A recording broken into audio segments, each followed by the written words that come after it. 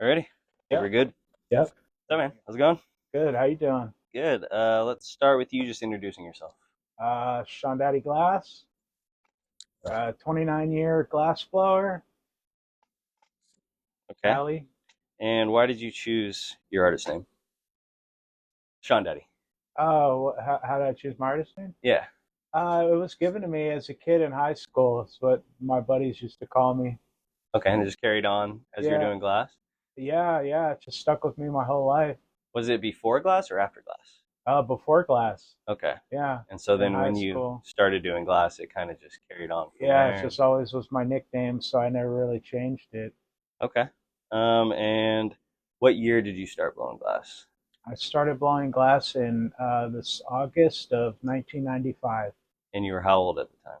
I had just turned 18. Okay. So like right after high school or Yeah, right at the my end of it. birthday is in the end of August, so I ended up getting my torch for my 18th birthday, and that was when I started my adventures in glass. Okay. What was the first thing you made in glass? The first thing I made in glass was a mushroom pendant. Yeah. Yeah, and uh, a jar. You know, Do you remember what they looked like? Like what colors or? oh yeah, it was wrap and rake, cobalt. And Okay. then the mushroom pendant was red exotic push. Yep. Do you still have them? I have the first spoon I tried to make, which is one of the very first things I tried to make Yeah. as well. Oh yeah, I still got Okay. it. Cool. It's always great to hear. Right. So let's get a little bit of the rundown of how you got started in glass. You said you bought your own torch, but give me kind of what else was going on at the Yeah, time. I had a friend in Arcata who was blowing glass, and he had learned from some people that had came down to Arcata from Bob's shop. He had learned from a dude named uh, God, what was his name? Uh, his name was Curtis, and then the other guy that he worked with, his name was Tattoo John. And yeah, these guys had just been up at Bob's, learned some stuff, came down, and were I was over there lurking around, kind of watching what they were doing, picking up whatever I could get, you know. Yeah. Okay. Yeah. And then you decided, were you already kind of going there checking it out before you bought your torch, or did you buy your torch and then start going over there? Well, actually, I started going to dead shows when I was 15, and I saw glass on the lot as a kid, and I just thought it was amazing. Obviously, it was just wild. And then from there, I actually had another friend who had learned and was working with those guys, and he was more of the one. His name was Dig It Dave, and he was more one of the person that I ended up working with side by side in the same shop space with him in the very beginning.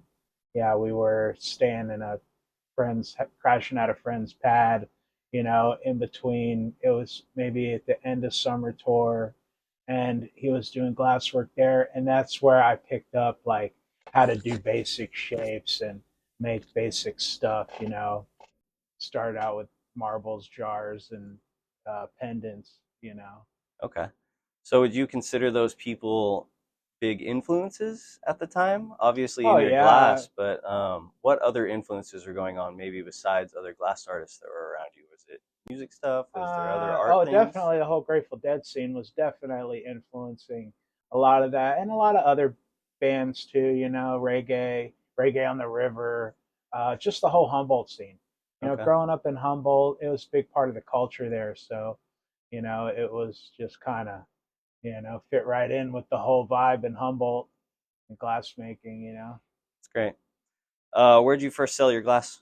The first place I sold my personal glass that I made was I sold some to a couple friends, obviously, that were still doing shows. And then I actually sold glass to a shop in Arcata called Pacific Paradise. And it's one of the first head shops in Arcata. And I actually sold first round of pipes to Ryan Turfs Hmm. from 101 North. He was actually working in the shop behind the counter. He was the manager. And this was before he started making glass. Wow, Mm, crazy. yeah. Um, are there certain objects that you made at the start of your career that you still currently make? Oh yeah, like the marbles. It was all about. It wasn't necessarily about making pipes right off the bat. It was about making art too. So I learned the first things I learned how to make were marbles, pendants, jars, and I still make those things to this day. Yeah. Okay. Uh-huh. Um, so let's paint a little bit of a picture of what the scene looked like when you first started. There wasn't a lot of glass blowers out there. It was, we had the Snodgrass camp and obviously everything coming down from up north, us Humboldt boys were just feeding off of. I mean, we didn't have a lot of artists to watch, but we were also soaking stuff in from the art scene, Glass Art Society, Corning Museum of Glass, people like the Cesare Tofolo, Mickelson, Milo Townsend, Paul Stanker, people like that, and obviously books that were being put out like Contemporary Lampworking and the Homer Hoyt book, the Glassblower book. That was definitely one of my first. Got a lot of inspiration from that book and learned a lot out of that book in the beginning. So how many glass blowers do you think there were at the time when you were starting? If you could guess. I don't know. In '95, I mean, there was a small handful. We had maybe like 10 guys in Arcata, maybe a few more. And then obviously the Snodgrass camp. I mean, there were way more glass blowers in Eugene. But in Humboldt, we had, yeah, maybe like 10 guys or something, maybe a few more, give or take. And do you feel like you guys were all kind of feeding off each other's styles and like working with each other Oh on that kind yeah, of stuff? because it was like Mike Warren, Jesse Taj, Piper Dan, Benway, um, and a few other heads. And yeah, we definitely all fed off each other's stuff and influenced each other's styles for sure. Okay, so let's go to now. We were kind of talking about this earlier, but what do you think inspires your work the most right now? What's inspiring my work the most right now is probably it's the older stuff. It's the work that I was doing back, in the late '90s, early 2000s. I kind of switched my style back up to doing more fume work and incorporating older styles, but also newer stuff that I've learned over the years, and just kind of trying to meld all of what I've learned together, and then function. I'm all about function. If it doesn't function well, it's not worth a damn. So what, and this could be today, this could be this week, this could be just the trend you've been on recently, but what's your favorite thing to make right now? Favorite thing to make right now would probably be, I guess, yeah, Sherlocks or mini tubes. Oh, marbles. I've been really enjoying making marbles and being involved in that. It's been a lot of fun lately. I definitely enjoyed those three things probably the most. Yeah, we should probably talk a little bit about, the kinds of things that you make. You're making a lot of really complex, imagery and kind of scenes and stuff in your work, right? Are there certain things that you're putting in those scenes that you're drawing more towards now? Maybe like certain flowers or, like certain objects in it that you feel like you're pushing a Yeah, little more? yeah. They change a little bit over time. Obviously, what I make has taken a long time to create, as far as the whole idea behind it. But yeah, the flowers are, yeah, it's just all kind of what I'm feeling at the time, or you know, um, just trying to make it look realistic. I kind of try to make the work look like almost like Bob Ross. You know how he's painting the happy little trees and doing the little mountains and stuff. And I think about Bob Ross and the oil painting work when I'm making my marbles and doing my tree sceneries and stuff. Okay, Yeah. really cool.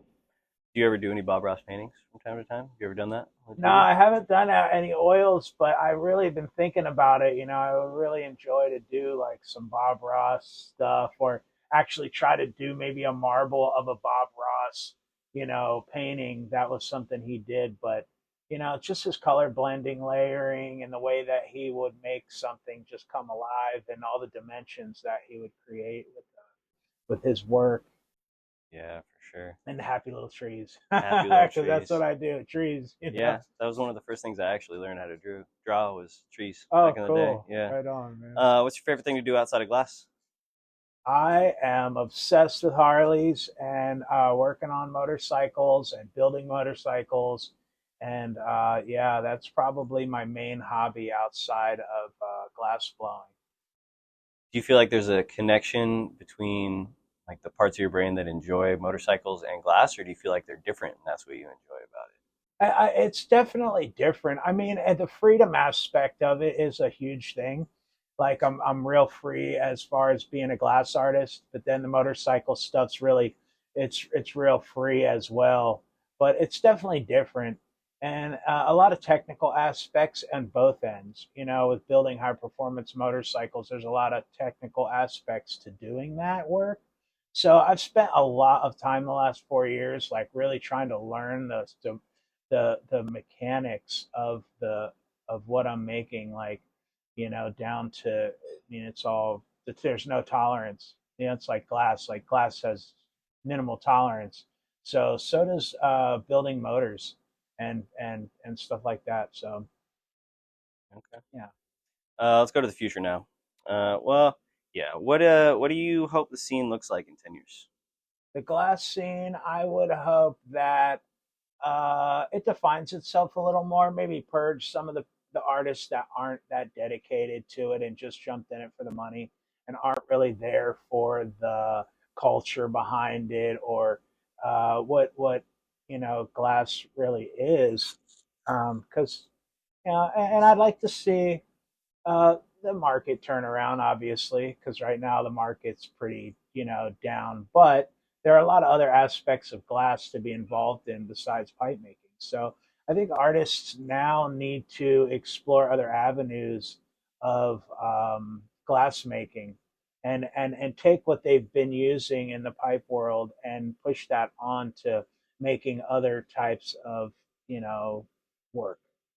So my next question was actually going to be, what do you feel more glass blowers should be paying attention to? Is it kind of the same answer? Yeah, just focusing on that, and oh, and like I was like not copying other artists' stuff all the time, because I see a lot of like copy work out there, and it really is important as an artist to try to focus on creating your own style. We all learn from somebody, and we all pick up, you know, work from other people to inspire us to make what we make. But after we're accomplished and we're like good at making glass, I think it's really important to focus on individuality with style and trying to create something that is unique to yourself, to, you know, to diversify yourself in the community, you know.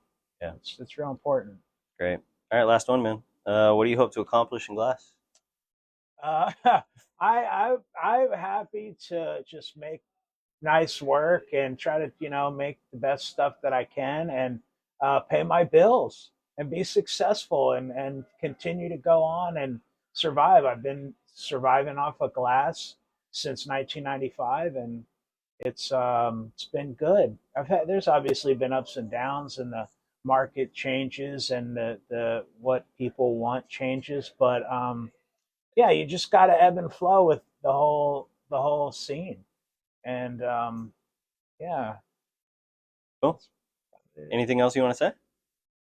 Uh, it's just about the uniqueness of the artist. I think that's super important, to focus on individuality as a glassblower, and to not forget there's a lot of other things out there to make, you know, and we can definitely diversify what the pipe makers have been doing to other aspects of glass. And I noticed that Corning and the Glass Art Society and all the people that thought we were taboo back in the day and who were showing us no love are recognizing that the top boro artists in the world are all come from the pipe making world, you know. So that's really cool. I'm happy that that's finally happening, you know, after a long time. Yeah, Yeah. All right, man. Well, thank you very much. Appreciate it. perfect. No problem. Thank you.